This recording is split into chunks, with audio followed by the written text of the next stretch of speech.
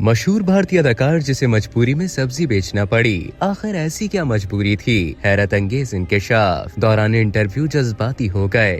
भारत के मकबूल टेलीविजन अदाकार राजेश कुमार ने इंकशाफ किया है कि वो शोबिज इंडस्ट्री छोड़ने के बाद करोड़ों के कर्जों में घिर गए थे और उसी दौरान उन्होंने अपने बेटे के स्कूल के सामने सब्जियां भी फरोख्त की। अदाकार राजेश कुमार भारतीय टेलीविजन शो सारा भाई वर्सेस सारा भाई और मेरी फैमिली जैसे शो से जाने जाते हैं, लेकिन 2017 में राजेश कुमार ने शोबिज इंडस्ट्री छोड़कर काश्तकारी का बिजनेस करने का फैसला किया, लेकिन ये फैसला उनके लिए तवक्को से कहीं ज्यादा बढ़कर मुश्किल साबित हुआ। भारतीय मीडिया को दिए गए एक इंटरव्यू में राजेश कुमार ने बताया कि मेरा खानदानी पेशा चूंकि किसानों का है, लिहाजा मैंने शोबिज छोड़कर दोस्तों की मदद से उसी कारोबार को आगे बढ़ाने का फैसला किया। शुरुआत में कुछ शोबिज के दोस्तों ने मेरा गाहक बनना कबूल किया, लेकिन फिर सब बदल गए। अदाकार ने इंकशाफ किया कि 5 साल के अरसे में करोड़ों का कर्जदार हो चुका था। मेरी मैथ अच्छी नहीं थी, मुझे एहसास नहीं था कि मैं 22 से 25 रुपए फी किलो सब्जी पर नुकसान कर रहा हूँ। उस वक्त तक मुझे तकरीबन 12 से 15 लाख रुपए का नुकसान हुआ। उन्होंने मजीद बताया